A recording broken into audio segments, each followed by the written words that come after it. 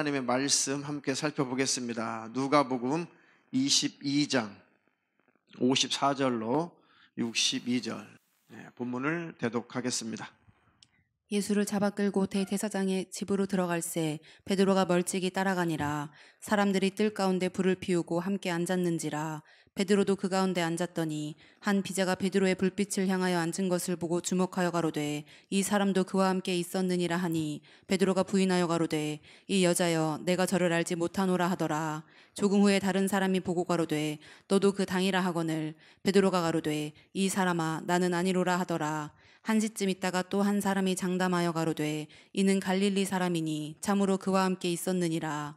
베드로가 가로되 이 사람아, 나는 너 하는 말을 알지 못하노라고 방금 말할 때에 닭이 곧 울더라. 주께서 돌이켜 베드로를 보시니 베드로가 주의 말씀 곧 오늘 닭 울기 전에 내가 3번 나를 부인하리라 하심이 생각나서 밖에 나가서 심히 통곡하니라. 아멘. 아멘. 아멘. 오후 설교 제목은 2번 같이 읽겠습니다. 오후 설교 제목 2번 시작. 하나님과 눈을 마주치며 살라. 하나님과 눈을 마주치며 살라. 설교 제목이 무슨 뜻인지 이해하시겠죠? 하나님과 눈을 마주치며 살라. 사람끼리 서로 눈을 마주 보며 서로 시선을 교환하며 살 수 있으면 좋은 관계, 아름다운 관계, 허물이 없는 관계, 신뢰가 쌓인 그런 관계에 있기 때문에 서로 시선을 마주하고 눈을 마주치며 살 수가 있죠. 근데 관계가 깨지면 못 쳐다보죠. 마음속에 악심을 품고 있거나 마음속에 미움을 갖고 있거나 섭섭한 마음을 갖고 있거나 뭔가 싫은 마음이 있으면 상대방의 시선을 서로 마주치기가 힘이 들죠. 이게 얼마나 중요한지 아세요? 우리도 하나님 앞에 고개를 못 들 때가 있어요. 시커 죄 짓고 하나님 앞에 고개 한번 들어보세요. 잘 안 되죠? 거울 앞에 자기 얼굴도 못 봐요. 그래서 하나님의 얼굴을 그래도 계속 마주치고 사셔야 돼요. 그래야 삽니다. 이 동물 중에, 사람은 사실 동물은 아닌데요, 어쨌든 이 동물 중에 사람만이 유일하게 균형 잡힌 흰자와 선명한 흰자를 가지고 있대요. 동물 중에 사람만 선명한 흰자를 가지고 있고, 이 눈동자와 흰자가 가장 균형 잡혀 있는 존재는 사람밖에 없대요. 소나 다른 이렇게 짐승을 보세요. 그러면 뭔가 주셔서 보는데 뭔가 어디를 보는지 잘 몰라요. 사실 소가 나를 보고 있는 것 같아도 가만히 쳐다보면은 아니에요. 다른 데 쳐다보고 있거든요. 눈을 잘 못 마주쳐요. 시선이 어디로 가는지 잘 모르죠. 근데 사람은 흰자가 선명하고 또 흰자하고 동자하고 눈동자하고 이 비율이 아주 적절하기 때문에 어디를 보고 있는지, 시선이 어디를 향하고 있는지 정확하게 사람들이 알아본다는 거죠. 남녀가 서로 쳐다볼 때 나를 주시어서 보는지, 나를 쳐다보는데 저 녀석이 딴 여자를 쳐다보고 있는지 너무 잘 알 수 있다는 거예요. 시선이 어디로 가 있는지. 우리가 하나님을 바라보고 있는 것 같아도 하나님은 확실하게 우리의 시선이 어디를 향하고 있는지 너무 잘 아신다는 거예요. 사람의 육신의 눈도 어디를 향하고 있는지 확실히 확인할 수 있도록 하나님 만드신 것은 영적인 시선도 하나님께서 어디를 우리가 향하고 있는지 확실하게 아신단 말이에요. 그렇게 만드셨어요, 우리를. 사람끼리 서로 자주 눈을 쳐다보는 것. 자, 악기하는 사람들 이사를 가는데 저는 이렇게 악기를 이렇게 몰라요. 드럼은 여기다 두고 공간을 좀 최대한 활용하려고 드럼은 여기다 설치하고 키보드는 여기다 설치하고 이렇게 널어놨거든요. 널어놨어요. 악기를 이렇게 한번 해보자. 그러니까 최대한 넓게 써보자. 그랬더니 안 됩니다. 악기팀은 서로 시선을 마주 봐야 하기 때문에, 서로 사인을 확인해야 하기 때문에 악기는 되도록이면 모아놔야 됩니다. 그래서 또 하나 배웠잖아요.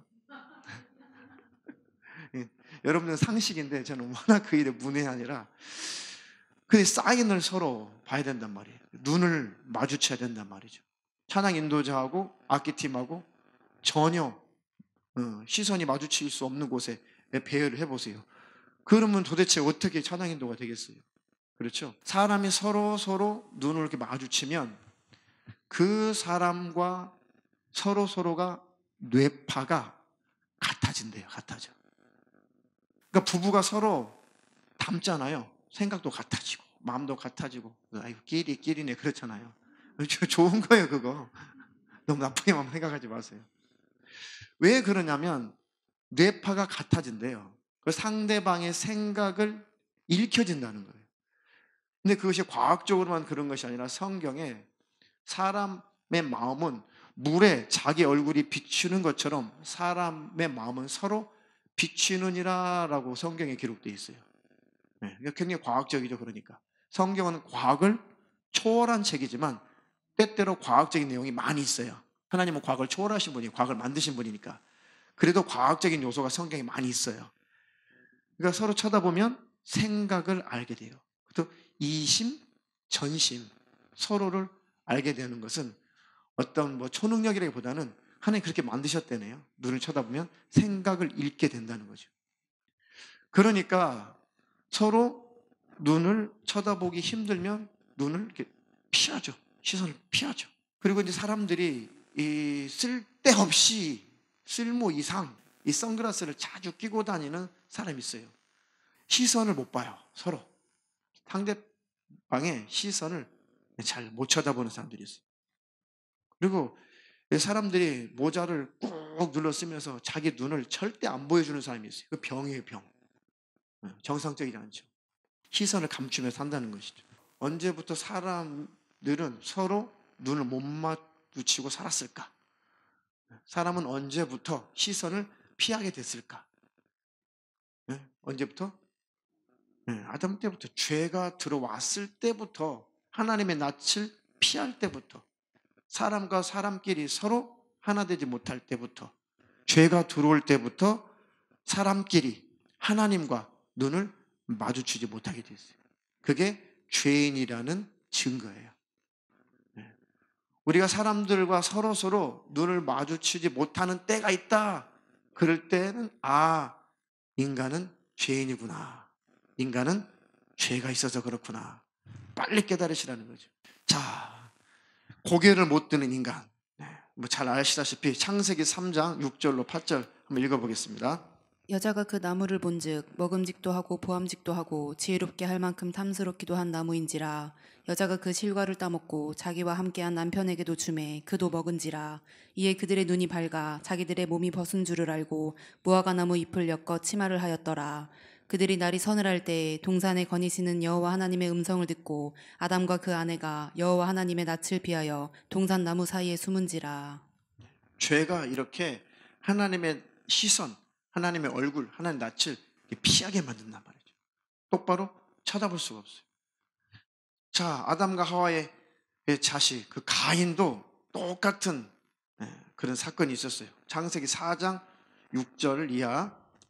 여호와께서 가인에게 이르시되 내가 분하여 함은 어찌미며 안색이 변함은 어찌미뇨. 내가 선을 행하면 어찌 낯을 들지 못하겠느냐. 선을 행치 아니하면 죄가 문에 엎드리느니라. 죄의 소원은 내게 있으나 너는 죄를 다스릴지니라. 가인이 그 아우 아벨에게 고하니라. 그 후 그들이 들에 있을 때에 가인이 그 아우 아벨을 쳐 죽이니라. 여호와께서 가인에게 이르시되 내 아우 아벨이 어디 있느냐. 그가 가로되 내가 알지 못하나이다. 내가 내 아우를 지키는 자니이까. 가라사대 내가 무엇을 하였느냐. 내 아우의 핏소리가 땅에서부터 내게 호소하느니라. 네가 선을 행하면 어찌 낯을 들지 못하겠느냐. 하나님께서 가인에게 하신 말씀이죠. 하나님에게 대해서 화가 났어요. 가인이 하나님에 대해서 막 화가 나요. 막 하나님이 너무 미워요. 막 분이 나요. 왜 내 제사는 안 받으시는 거야 도대체? 내가 제사를 드렸으면 받으셔야지. 감히 내 제사를 안 받아? 그 인간이 교만해졌어요. 하나님이 원하시는 제사를 드려야죠. 하나님이 원하시는 예배를 드려야죠. 하나님이 원하시는 삶을 드려야죠. 그렇죠? 예물 생활도 하나님이 원하시는 예물 생활을 해야죠. 헌금 생활을 해야죠.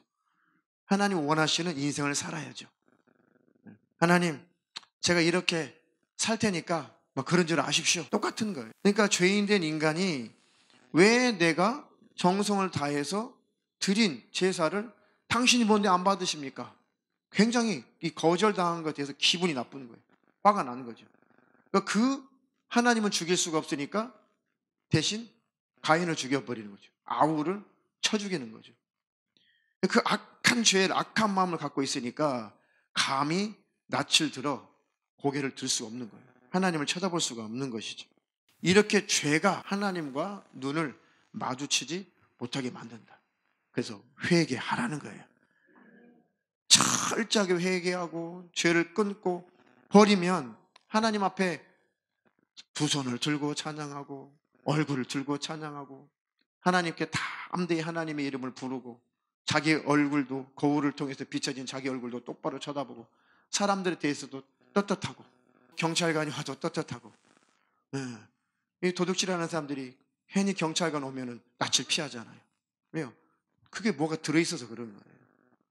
근데 우리가 하나님 앞에 눈을 마주칠 수 없다 그러면 큰 일이죠. 자, 그것을 왜 눈을 마주치지 못하게 할까? 그 죄가 들어서 그러죠. 죄. 그 죄가 들어있다라고 하는 것은 악한 영의 지배를 받고 있다는 거예요. 지배를 받고 있다. 그러니까 귀신의 지배를 자주 받는 사람들, 귀신의 지배를 또 깊이 또 치열하게 그런 귀신에게 지배를 받으면은 말씀을 잘 들을 수가 없어요. 말씀을 들을 수가 없어요. 기도를 해주다 보면, 안수 기도를 해주다 보면 이 귀신의 지배를 받은 사람들 치고 고개를 못 들어요. 그리고 항상 숨으려고 해요. 왜요? 뭔가 그 속에 악한 영이 지배를 하고 있기 때문에 그렇습니다. 그것을 뚫고 하나님 앞에 나와버려야 돼요. 하나님 앞에 나오지 못하게 만드는 정죄하는 악한 영들이 있어요. 아니, 우리가 뭐 얼마나 완전해져서 얼마나 완벽해진 다음에 하나님 앞에 나오겠어요. 아담 이후에 우리가 뭐 얼마나 의로워진 다음, 얼마나 착해진 다음, 얼마나 거룩해진 다음 하나님 앞에 나오겠냐고요. 그게 율법주의자들이에요. 내가 어느 정도 착해져서, 어느 정도 의로워져서, 어느 정도 거룩해져서 내가 하나님 앞에 가야지. 그게 율법 아래 갇힌 자들이에요. 그러니까 항상 두렵죠. 항상 벌벌벌 떨죠. 아니에요. 하나님이 이미 우리를 보고 계셨어요. 이미 하나님 우리를 알고 계세요. 그냥 하나님 앞에 살려주십시오라고 납작 엎드리면 돼요. 하나님 앞에 그냥 나가면 돼요. 근데 원수 악한 영은 신기하게 그렇게도 하나님 앞에 가까이 못 가게 만들죠. 왜 그러겠어요? 자기 약한 영이 자기가 만든 그 죄, 그 불의한 것이 들통나면 회개할 것이고 회개하면 떠나가야 되니까 빛 가운데로 나오지 않으려고 하는 것이죠. 자, 요한복음 3장 20절 21절. 악을 행하는 자마다 빛을 미워하여 빛으로 오지 아니하나니 이는 그 행위가 드러날까 함이요 진리를 쫓는 자는 빛으로 오나니 이는 그 행위가 하나님 안에서 행한 것임을 나타내려 함이라 하시니라. 악을 행하는 자마다 빛을 미워하여 빛으로 오지 아니하나니 그 행위가 드러날까 함이요. 그렇죠. 그러니까 악인이 의인의 회중에 들지 못한다 그랬죠.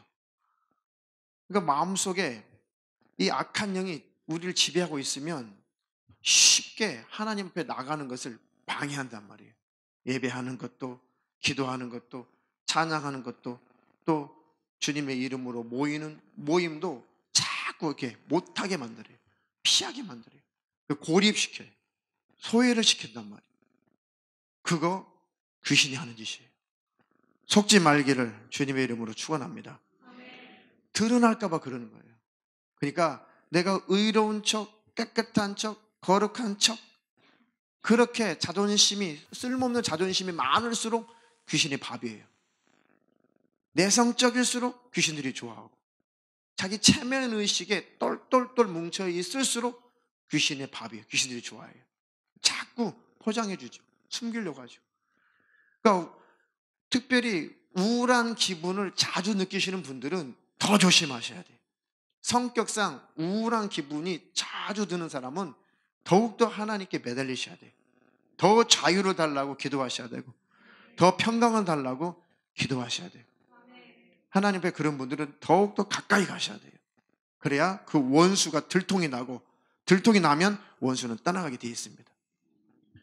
어떤 상황, 어떤 형편이 있을지라도 그냥 하나님 앞에 살기 위해서는 무조건 나와야 돼요. 하나님을 간절히 찾아야 돼요. 히브리서 10장 19절로 20절. 자, 그러므로 형제들아, 우리가 예수의 피를 힘입어 성소에 들어갈 담력을 얻었나니 그 길은 우리를 위하여 휘장 가운데로 열어놓으신 새롭고 산 길이요 휘장은 곧 저의 육체니라. 우리가 하나님 앞에 담력을 얻어서 담대히 갈 수 있는 것은 우리가 의인이기 때문에, 완전한 자이기 때문에, 거룩한 자이기 때문에, 선한 자이기 때문에, 예수님과 비슷한 자이기 때문에. 절대 아니에요. 우리는 죄인이기 때문에 예수의 피를 힘입어 성소 하나님 앞에 들어갈 담력을 얻었다는 것입니다. 그것이 천국에 들어갈 조건이에요. 그런 자들만 천국에 들어가요. 마지막 믿음을 가지고 있는 분들 중에 세상을 떠날 때 다 이 관문을 통과해요. 하나님, 내가 이제 이 땅에서 삶을 다 이제 마감하게 됐습니다. 그런데 돌이켜보니까 하나님의 말씀대로, 하나님 뜻대로 다 살지 못했네요. 진짜 예수 믿는 사람들은 꼭 그 자세더라고요. 꼭 그 모습이에요. 하나님, 제가 지금까지 열심히 신앙생활 잘했습니다. 하나님도 아시죠? 이런 고백 안 해요. 천국 들어가시는 분들은 절대 하나님 앞에 한마디 자랑도 안 해요. 한마디도 자랑 안 해요. 다 하나님, 일생을 예수를 믿는다고 믿었는데 하나님의 말씀대로, 하나님의 명령대로, 하나님 뜻대로 완벽하게 다 살지 못했으니 어찌하면 좋습니까? 여전히 주님, 나는 죄인이라고 밖에는 고백할 것이 없습니다. 그러나 우리 주 예수 그때 흘리신 보혈, 예수의 피 흘리신 공로를 힘입사오니 아버지, 내 영혼을 받아주시옵소서. 그래서 다 천국으로 들어가더라고요. 천국에 들어가는 길은 예수의 피밖에 없어요. 내 의의를 드러내서는 그냥 지옥이에요. 하나님, 이 정도 열심히 했으니까 저 정도면 천국이죠? 저 들어갈 테니까 기다리십시오. 아니, 하늘문 안 열려요. 자기 의의를 들이대면 지옥이에요. 예수의 피의 공로를 들이대면, 예수의 피의 공로, 그 의의를 하나님 앞에 내세우면 천국문이 열려요. 그냥 들어가요, 천국으로. 그 차이예요. 매일매일 예수 그리스도의 의로우신 피, 그 피의 의의를 자랑하시는 저와 여러분 되기를 주님의 이름으로 축원합니다. 축원합니다. 네. 하루에 7번씩 70번이라도 너에게 잘못한 자가 있으면 다 용서해줘라. 그 말씀은 나도 너에 대해서 그렇게 대하고 있다. 하나님이 우리도 그렇게 대하고 계시다는 거예요. 우리가 평생에 7번씩 70번만 죄를 짓나요? 77에 49? 그것만 죄를 짓냐고요. 499번만 죄를 짓냐고요. 매일 생각으로, 마음으로, 행동으로 잘 한 것 같은데, 분명히 하나님의 뜻대로 잘 산 것 같은데 돌이켜보면 아이고, 내 생각이었구나. 그런 일들은 또 얼마나 많습니까? 얼마나 많아요. 우리 연약함을 하나님이 아시고 늘 하나님, 예수의 흘리신 보혈, 예수의 피로 나를 씻어주세요. 주의 피의 공로가 아니면 나는 주님 만날 수 없는 존재임을 시인합니다. 매일 하나님은 그런 우리를 받아주시기 때문에 너희들도 서로 받으라 라고 말씀하시는 거죠. 용납하라, 용서하라. 용서를 경험한 자라면, 사랑을 경험한 자라면 너희도 용서하라. 사랑을 경험했다면 너희도 사랑하라. 그 열매를 보고 내가 인정해 주겠다 말씀하신 거죠. 날마다 하나님 앞에 예수의 피를 힘입어 담력을 얻어 나가시기를 주님의 이름으로 축원합니다. 근데 그렇게도 어둠의 영들이, 악한 영들이 그렇게 하나님 앞에 가지 못하게 만들죠. 막 싸우고 다투고 혈기 내고 짜증 내고, 여기는 뭐 술 드신 분 없지만 한 잔 꺾으시고, 이러면 안 되는데 실수했어요. 넘어졌어요. 그것도 토요일날, 주일날 새벽에. 그러면 그 주일날 예배 가는 것이 얼마나 힘들어요. 얼마나 껄끄러워요. 고고 이기고 나오셔야 된다니까요. 아니, 우리가 뭐 대단한 존재입니까? 하나님 앞에 나올 때 똑같아요. 하나님의 눈앞에서는 다 도토리 기적이라니까요. 그러니까 쓸데없는 자존심, 쓸데없는 자기 의, 그리고 다 버리고 그냥 하나님 앞에 무조건 나오세요. 주일이면 밤새 술을 드셨든지, 밤새 담배를 피셨든지, 밤새 싸웠든지, 그래도 하나님 앞에 나와야 된다. 그래도 살려면 나와야 된다. 그래야 삽니다. 그러니 꼭 하나님 앞에 나올 때 즐겨 나오세요. 하나님 나를 받아주신다고 믿고 나오세요. 그래야 살게 되고, 악한 영들은 그래서 떠나가게 되는 것입니다. 하나님께 믿음이 없이는 하나님을 기쁘시게 하지 못하나니, 하나님께 나오는 자는 하나님께서 살아계신 것과 하나님 앞에 나오는 자에게 상 주시는 이심을 믿어야 할지니라. 하나님은 나오기만 나오면 상을 주신다는 거예요. 그래, 네가 그런 모습으로라도 살고 싶어서 나에게 나왔구나. 주님, 맞습니다. 내가 이런 모습이지만 살고 싶어서 주님 앞에 나왔습니다. 매일이라도, 매주라도 나오기만 나오면 하나님은 내치지 않는다는 거예요. 하나님은 늘 받아주신다. 할렐루야. 근데 마귀, 사단, 귀신, 이 참소하는 영, 악한 영들은 그 하나님을 계속 오해하게 만들죠. 안 돼, 이번에는 안 돼. 또 어제 또 하나님을 잘못했다고 했잖아. 이게 무슨 염치로 하나님 앞에 나올래? 자꾸 하나님과 관계를 멀어지게 만들어요. 그래서 점점 멀어지면 마음이 강팍해지죠. 마음이 무뎌지죠. 그리고 주님과 관계가 영영 끊어져 버린다면, 돌이킬 수 없다면 지옥에 들어가고 마는 거예요. 그러니까 이 원수와 싸워서 이기시기를 축원합니다. 더 좋은 것은 죄를 끊어버리면 돼요. 그러면 참소 당할 일이 없잖아요. 귀신이 참소할 일을 안 만들어버리면 제일 좋은 것이고, 설령 잘못했다고 할지라도, 원수가 참소할 거리를 만들어냈다고 할지라도 그 참소를 이기고 하나님 앞에 무릎을 꿇으면 그 다음에 없어져 버리는 거예요. 바로 해방이에요. 바로 자유입니다. 그것이 죄를 끊고 이기는 비결입니다. 그렇게 계속 회개하는 경험을 하고 죄를 끊고 이기는 경험을 하다 보면 우리 신앙 양심이 오히려 더 살아나요. 지긋지긋하다. 죄가 지긋지긋하다. 내가 언제까지 이렇게 살아야 되나? 내가 언제까지 이렇게 늘 하나님 잘못했어요? 하나님 또 잘못했어요? 언제까지 내가 이렇게 지긋지긋하게 죄를 끊지 못하고 살아야 되나? 벌써 신앙 양심이 살아나는 자는 하나님 앞에 계속 오는 자가 살아나요. 하나님께 오지 않은 자는 신앙 양심이 죽어버려요.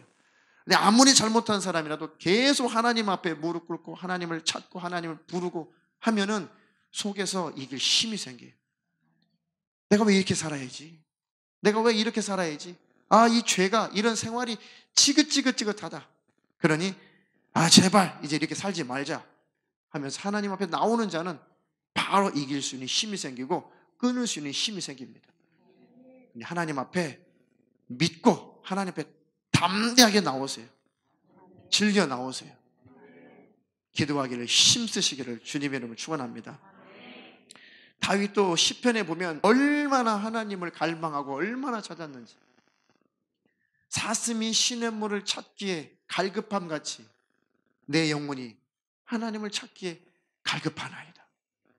그런 구절들, 이게 보통 하나님과의 관계가 아니면, 보통 영적인 것을 경험하지 못했다면 그런 고백들을 시편에 그런 고백을 많이 했는데 잘 할 수가 없어요. 시편 27편 9절 한 절만 읽어보겠습니다. 주의 얼굴을 내게서 숨기지 마시고 주의 종을 노하여 버리지 마소서. 주는 나의 도움이 되셨나이다. 나의 구원의 하나님이시여, 나를 버리지 말고 떠나지 마옵소서. 아멘. 주의 얼굴을 내게서 숨기지 마시고 주의 종을 노하여 버리지 마시고 막 하나님을 꽉 붙잡는 거예요. 하나님 나 버리면 안 돼. 하나님 나 절대 나 버리면 안 돼. 하나님 나 정말 내게서 하나님의 얼굴을 숨겨버린다면, 내게서 얼굴을 하나님 돌린다면 나는 멸망인데, 나는 지옥인데, 하나님 당신의 얼굴 내가 보기 싫어도 당신의 얼굴을 내게 숨기지 마십시오. 나를 향하십시오. 막 이렇게 다윗이 하나님을 붙잡은 거예요. 사울은 끝까지 내 체면만큼은 좀 세워주세요 라고 관철을 했어요. 사울이 타락하고 나서, 범죄하고 나서 끝없이 하나님 앞에 요구한 것은, 하나님 내 체면만큼은 유지해 주시죠, 이거였어요. 그러다가 더 악한 영이 지배해서 전쟁터에서 참혹하고 비참하게 죽어서 지옥에 떨어졌죠. 사울은 자기 체면, 하나님 내 모습, 내 체면, 내 왕좌, 내 권위, 이것은 이 체면만큼은 꼭 좀 손상되지 않게 해주세요. 그게 기도로 일관됐어요. 그러니까 하나님이 기회를 주셨지만 그 기회마저 사울은 버린 거예요. 회개할 기회를 버린 것입니다. 마음의 무릎을 꿇지 않았어요. 끝까지. 근데 다윗은 사울보다도 죄를 더 많이 졌어요. 실수 더 많이 했어요. 더 비인격적인 아주 치졸한 짓을 많이 했어요, 다윗은. 근데 다윗은 한 가지 하나님께서 기뻐 받으신 이유는 늘 돌이켰어요. 늘 회개하고, 늘 하나님을 갈망하고, 하나님 그래도 나 좀 버리지 마십시오. 하나님 날 좀 도와주십시오. 하나님 절대 당신의 얼굴을 내게서 숨기지 마십시오. 나를 놓아여 버리지 마십시오. 주님은 나의 도움이십니다. 나의 구원의 하나님이시오. 나를 버리지 말고 떠나지 마십시오. 얼마나 하나님을 붙잡았어요. 이런 사람들은 하나님이 버리는 법이 없어요. 살려고 하는 자는 하나님이 절대로 안 버립니다. 최초의 살인자 가인도 자기 동생을 들로 유인해 갔잖아요. 그리고 돌로 들판에서 쳐 죽였어요. 아우 징그러워. 그때는 살인이 없을 때인데 최초의 살인자예요. 그것도 친동생을 쳐 죽였다니까요. 들에서 쳐 죽였어요. 얼마나 사악해요. 그런데 하나님께서 네가 왜 네 동생을 죽였냐? 너 어떻게 그럴 수가 있냐? 하나님 죄를 딱 지적해 주니까 가인이 그때 돌이켰어요. 그걸 인정했어요. 내 죄가 너무 무거워서 견딜 수가 없습니다. 양심이 찔리기 시작하는 거예요. 하나님의 죄를 지적해 주니까 그걸 받아들였어요. 맞습니다, 하나님. 내가 그랬습니다. 내가 내 아우를 쳐 죽였습니다. 내가 그런 놈입니다. 비로소 죄의 무게를 느끼기 시작하는 거예요. 아, 내가 내 아우를 지킨 자입니까? 죄의 무게를 전혀 못 느꼈을 때 그렇게 반응을 했고, 죄의 무게를 느끼기 시작하는 거예요. 양심이 살아나니까. 그러니까 못 견디는 거죠. 죄의 무게를 느끼기 시작하니까. 우리도 늘 하나님 앞에 죄의 무게를 느끼며 산다면 죄를 빨리 끊어버리겠죠. 죄의 무게를 느끼고 살면 막 그 죄가 너무 힘들죠. 우리 청년들, 죄의 무게에 짓눌리면 너무 힘들죠. 그러니까 그 죄를 빨리 벗어버리고 싶잖아요. 그 죄에서 딱 회개하고 벗어나면 마음이 가벼워지고 홀가분하죠. 날아갈 것 같죠. 하나님, 내가 다시는 죄의 짐을 지지 않게 해주시옵소서. 그렇게 이겨가는 거예요. 근데 가인이 내 죄가 너무 중하여, 내 죄가 너무 크고 무거워서 견딜 수가 없습니다. 이 죄에 짓눌려 내가 죽을 것 같습니다. 그렇게 인정하니까 가인을 하나님이 저주하지 않고 축복해 주죠. 그래, 내가 너를 살려주겠다. 너를 살인자라고 너를 죽이는 자가 있으면 그 사람은 너보다도 7배나 더 벌을 내려주겠다. 그 표를 주시고 그 가인을 살도록 보내주시죠. 그러면 그 가인이 그 하나님 앞에 더욱더 마음의 무릎을 꿇고 평생 하나님을 잘 섬겼으면 천국에 들어갔을 텐데, 그 뒤에 가인의 후손들을 보면 온갖 죄악의 조상들이 다 가인의 후손이에요. 창세기 보니까. 그러니까 기회를 주면 돌이켜야 될 거 아니에요. 하나님의 사랑을 악용하면 안 되죠. 우리도 죄의 중압감에 눌렸다가 예수의 피해를 힘입어서 회개하고 진실하게 다 자백하고 고백하고 내 마음이 시원해지면 하나님이 다 풀어주셨다는 거거든요. 내 마음이 가벼워지고 시원해졌으면 이제 그 용서하신 하나님의 사랑을 악용할 것이 아니라 이제는 다시는 이런 죄를 짓지 말자. 하나님이 싫어하는 이런 죄를 다시는 짓지 말자. 그렇게 가야 복이 있는 것입니다. 하나님을 악용하면 더 강팍해지고 더 회개 역사가 안 일어난다. 그러니 속지 않기를 주님의 이름으로 축원합니다. 축원합니다. 자, 본문 한번 보겠습니다. 아주 유명한 사건의 기록이죠. 이제 베드로가 예수님을 부인하는 그런 장면이에요. 분명히 예수님이 그랬거든요. 네가 닭이 울기 전에 네가 나 부인할 거야. 아이고, 절대 그럴 일 없습니다. 제가 죽는 현장까지 제가 선생님 쫓아가겠습니다. 호언장담했죠. 근데 그 베드로의 그 말을 무색하게 베드로가 3번씩이나 예수님을 부인하는데 마지막 3번째 부인할 때는 예수님을 저주를 해요. 내가 저주하며 맹세하노니 그를 모른다 라고 예수님을 저주를 해버려요. 저주하면서 맹세를 해요. 네. 나를 좀 믿어줘. 나는 그 제자 아니라니까. 난 예수 따위를 따라다니는 사람 아니야. 나를 좀 봐. 나는 그런 인물 아니야. 나 저주해볼까? 나 예수를 저주하는데 나 예수 제자 아니야. 그 얘기거든요. 그러니까 예수님 저주까지 해버렸어요. 왜? 죽고 싶지 않으니까. 자기 결백을 주장하고 싶어가지고. 사람들 앞에. 목숨이 아까워서. 그러고 있는데 방금 말할 때 닭이 곧 울더라. 그때 베드로도 양심이 있었는지 주님을 쳐다본 거죠. 그때 바로 주님께서 돌이켜서 베드로를 또 쳐다보는 거예요.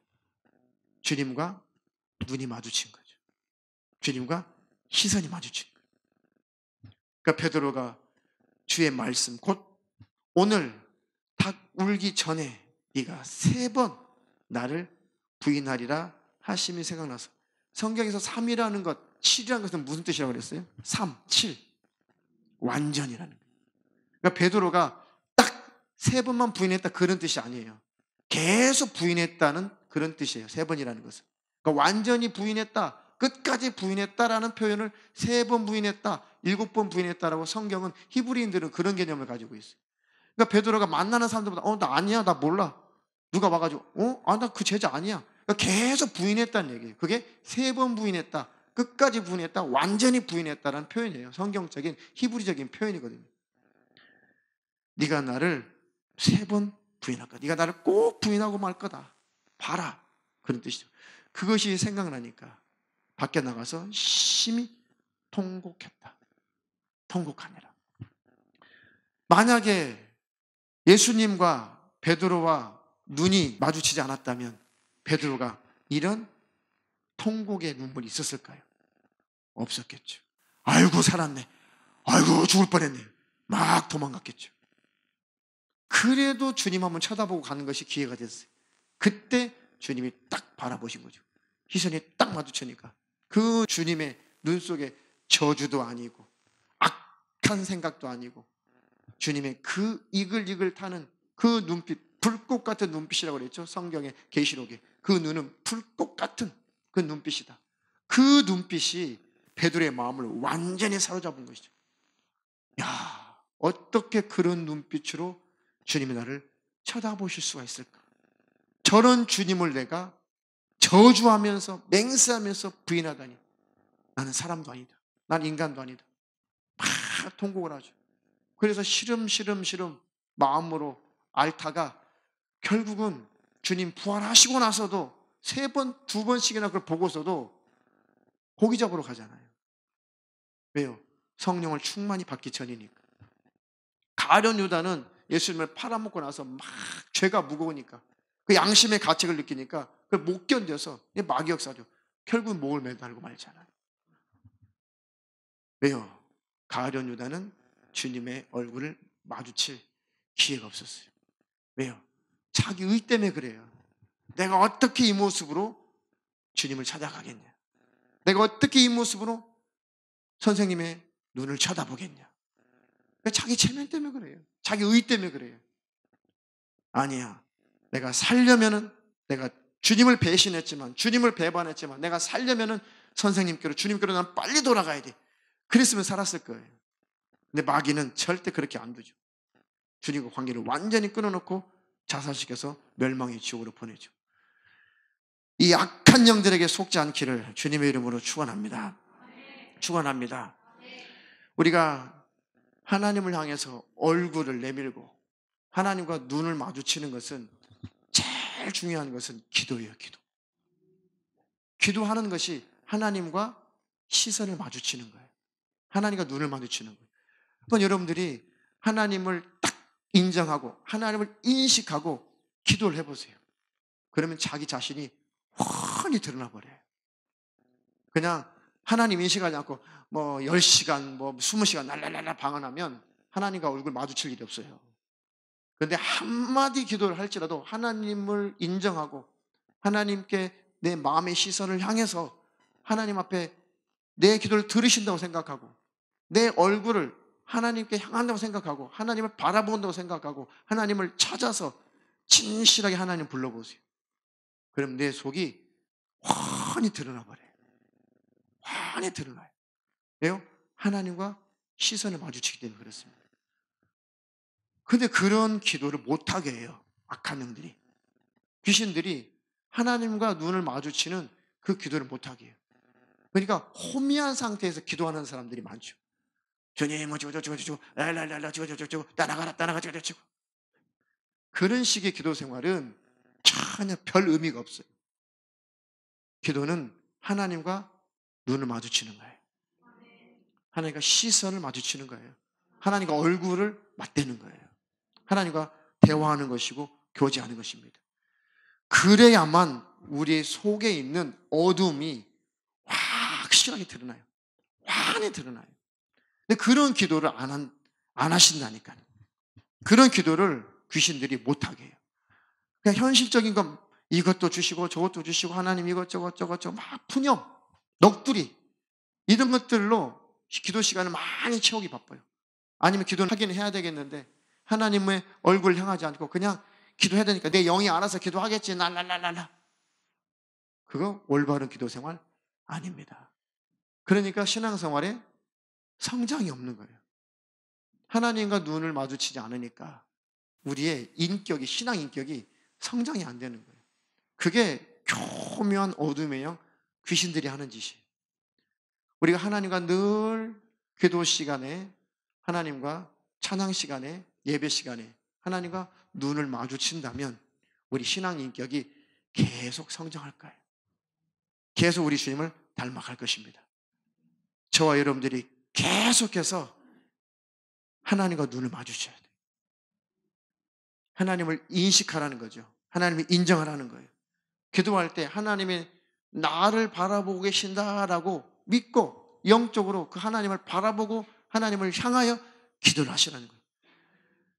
그럼 내 속이요, 나도 모르는 내 속에 있는 것들이 막 드러나요. 막 드러나요. 아, 내게 이런 것이 있었구나. 내게 이런 어둠이 있었구나. 내게 이런 죄가 있었구나. 내 속에 더러운 귀신들이 내게서 이렇게 역사하고 있었구나. 아, 내가 이런 우울증이 있었네. 내가 이런 조울증이 있었네. 내가 이런 음란함이 있었네. 내게 이런 욕심이 있었네. 이런 더러움이 있었네. 내 속에는 미움이 있었네. 악한 것이 있었네. 아주 다 드러나요. 그러니까 회개가 일어나죠. 그래서 우리 속사람이 정결해지고 깨끗해져야 겉사람도 깨끗해지는 것입니다. 주님도 그랬죠. 너희 속을 깨끗이 하라. 그리하면 너희 겉도 깨끗해지리라 그랬습니다. 할렐루야.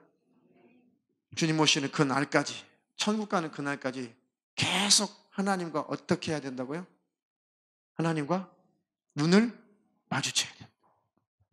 근데 마귀의 사단, 귀신들, 율법 아래 갇힌 사람들은 그렇게 하나님의 얼굴을 못 쳐다봐요. 저주할 것 같아서. 너 지옥! 넌 탈락!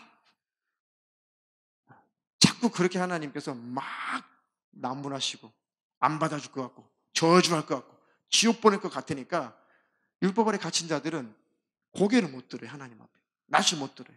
그러니까 늘 두려워만 해요. 두려워만 하지 하나님 앞에 얼굴을 못 들어요. 아니에요. 잘못하면 잘못할수록, 떳떳하지 못하면 떳떳하지 못할수록 하나님 앞에 얼굴을 향하시라는 것.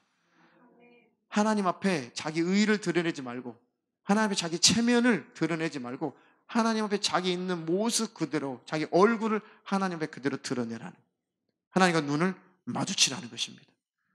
그러면 귀신들이 떠나가요. 내 속에 있는 죄가 깨달아지고 드러나고 없어져요. 그리고 하나님 안에서 행복한 삶을, 복된 삶을 살 수가 있습니다. 평생 하나님과 눈을 마주치며 살자. 근데 이거 안 하시는 분 많아요. 삶 속에 이런 삶을 안 사시는 분들 많아요. 바쁘다, 어쩌다. 아니에요. 우리는 절대로 이것만큼은 해야 된다. 항상 하나님과 눈을 마주쳐야 된다.